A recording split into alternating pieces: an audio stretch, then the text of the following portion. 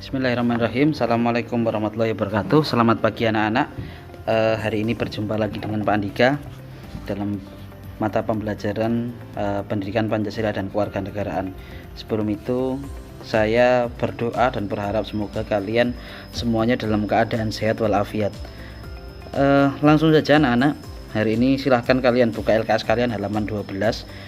Kita akan belajar tentang nilai Pancasila sebagai dasar negara dan pandangan hidup bangsa. Jadi di sini akan ada dua pembahasan ya, yaitu Pancasila sebagai nilai Pancasila sebagai dasar negara dan juga pandangan hidup bangsa. Mungkin sebagai awalan Pak Andika akan bilang begini dulu.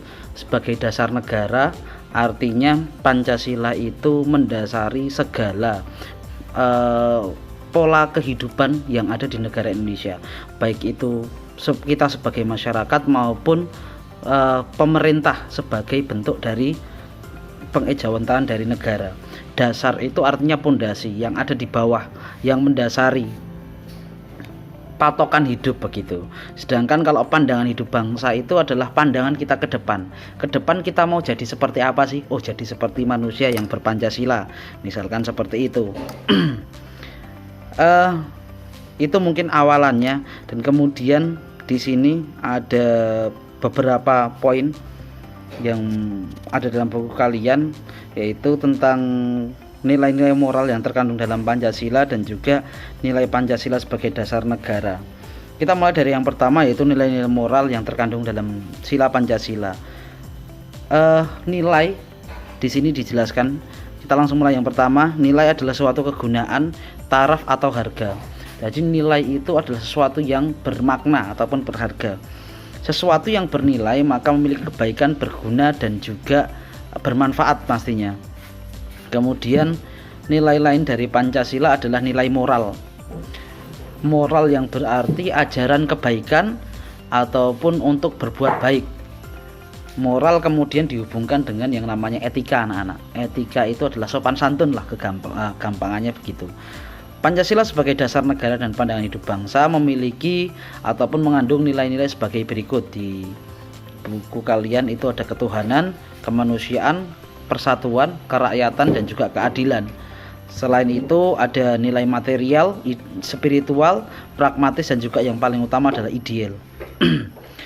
Kemudian ada juga nilai yang namanya logis, yaitu masuk akal, estetis, indah, etis, sosial dan juga religius.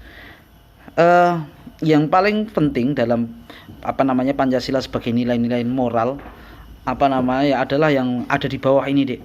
Yaitu ada 5. Pancasila sebagai ideologi terbuka harus mampu mengembangkan budaya bangsa sehingga mampu memecahkan masalah yang dihadapi masyarakat Indonesia.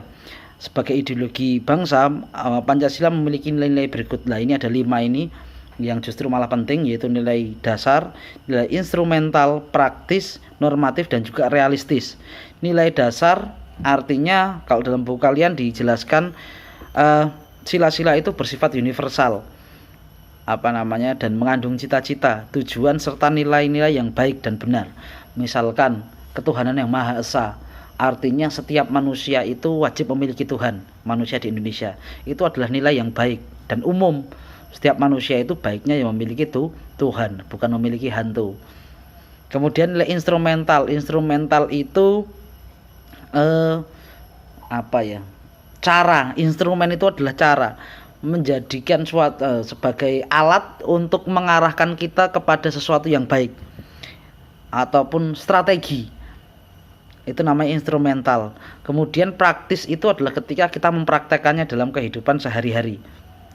Kemudian normatif, Pancasila itu diterapkan untuk menjadi dasar dalam menyelenggarakan pemerintahan negara. Itu normatif.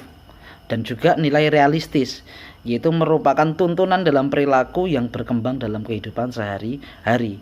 Itu adalah 5 nilai dasar dari Pancasila, 5 nilai-nilai moral yang terkandung dalam Pancasila. Kemudian kita lanjutkan nilai Pancasila sebagai dasar negara. Yang pertama ada 2 poin di sini, Pancasila sebagai dasar negara dan Pancasila sebagai etika bangsa Indonesia.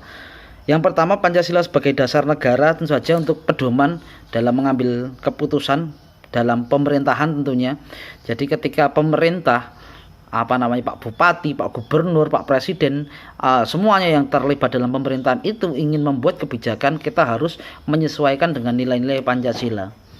Misalkan kita mau membuat kebijakan menaikkan harga sembako, itu kalau naik ya nggak boleh banyak-banyak, karena masih banyak orang miskin di Indonesia. Itu termasuk sila yang keberapa? Sila yang kedua, kemanusiaan yang adil dan beradab. Jadi kita tidak bisa kemudian kalau mau membuat kebijakan itu yang seenak seenak sendiri, itu tidak bisa. Jadi harus mengedepankan nilai-nilai Pancasila, seharusnya begitu. Kemudian yang kedua adalah Pancasila sebagai sumber nilai menunjukkan identitas bangsa Indonesia yang memiliki nilai-nilai kemanusiaan yang luhur. Jadi sekali lagi, ketika kita misalkan dalam suatu masyarakat kita itu sedang bermusyawarah, kita juga harus bermusyawarah dengan baik. Tidak boleh kemudian kita memaksakan kehendak kita sendiri. Lah itu juga adalah cerminan dari Pancasila sebagai dasar negara. Kita sedang bermusyawarah tingkat RT misalkan, atau musyawarah tingkat kelurahan, gitu kita juga harus mengedepankan nilai-nilai Pancasila. Kemudian yang kedua ataupun poin B, Pancasila sebagai etika bangsa Indonesia. Di sini ada 2 poin ya. Pancasila sebagai kerangka berpikir, sumber nilai, orientasi nilai, serta sumber atas asas serta arah dan tujuan dari suatu perkembangan, perubahan, serta proses dalam suatu bidang kehidupan. Kemudian yang kedua, Pancasila sebagai paradigma pembangunan. Lah ini yang penting. Sebagai paradigma pembangunan, Pancasila itu memiliki 4 paradigma, yaitu pembangunan dalam bidang politik, pembangunan dalam bidang hukum, pembangunan dalam bidang ekonomi, serta pembangunan dalam bidang sosial budaya. Ini tolong kalian baca nanti di halaman 13. Ini penjelasannya sudah cukup lengkap. Kemudian kita masuk ke poin E, yaitu perilaku sesuai dengan nilai-nilai Pancasila. Kalau ini mudah ya anak-anak ya, mudah sebenarnya mudah sekali dalam pemahamannya, kan tapi susahnya itu dalam prakteknya. Karena kalau ya Pancasila itu cuma 5 lah: ketuhanan yang Maha Esa, kemanusiaan yang adil dan beradab, persatuan Indonesia, kerakyatan yang dimiliki hikmat kebijaksanaan dalam permusyawaratan perwakilan, dan juga keadilan sosial. Kita mudah sekali untuk menghafalkannya. Ketuhanan yang Maha Esa ya nek bagi yang Islam ya sholat. Kemanusiaan ya kita menghormati, menghargai orang lain. Kemudian persatuan ya kita nggak bertengkar dengan tetangga. Kerakyatan ya kita bermusyawarah. Keadilan ya kita membuat segala sesuatu itu sesuai dengan porsinya. Itu gampang sekali untuk dilaksanakan, untuk diucapkan. Akan tapi yang sulit itu adalah ketika mau melaksanakannya. Misalkan kita itu ketuhanan yang Maha Esa, kita menjadi orang yang bisa menghormati kepercayaan ataupun agama orang lain kadang-kadang sulit. Mungkin bagi teman-teman mudah, bagi anak-anak kalian mudah, tapi di luar sana masih banyak ternyata orang yang bertengkar antara agama Islam dengan agama Kristen, Kristen dengan Hindu, dan lain sebagainya. Nah, anak-anak sebagai orang-orang yang terpelajar jangan sampai seperti itu. Kemudian kemanusiaan, kita ngomongnya gampang, tapi ternyata prakteknya susah, karena kadang kita itu masih membeda-bedakan antara orang yang miskin dan yang kaya. Betul atau enggak? Itu banyak terjadi di masyarakat. Kemudian persatuan, nyatanya masih banyak orang yang non sewu dengan tetangganya itu masih banyak bertengkar. Nah, ini yang harus kita wujudkan dalam kehidupan sehari-hari.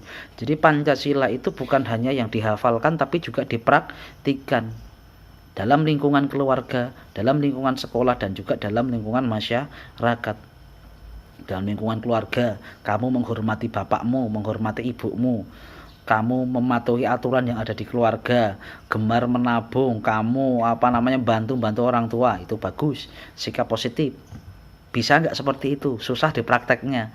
Pagi-pagi suruh nyapu di rumah, mau nggak kamu? Nah, itu yang sulit. Kalau di sekolah kamu mau nggak mau kamu harus nyapu, karena nanti dimarahin sama gurumu. Di lingkungan sekolah, menghormati antar teman itu kadang menjadi sulit, karena sekarang banyak sekali praktek bullying, membuli. Padahal kalau kamu baca di Jawa Timur itu pernah ada yang membuli anak perempuan. Lah anak yang dibuli itu jengkel, akhirnya yang membuli itu dibakar sampai mati.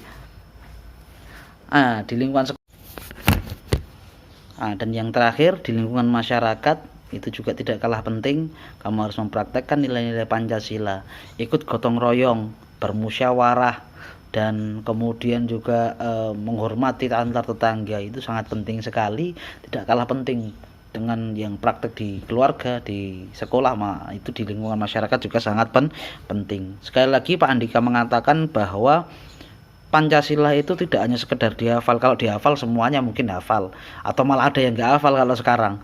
Akan tapi Pancasila itu juga dipraktekkan dalam kehidupan kita sehari-hari. Begitu mungkin yang Pak Andika sampaikan, semoga bermanfaat. Nanti dibaca lagi halaman 12 sampai 15 maksud Pak Andika.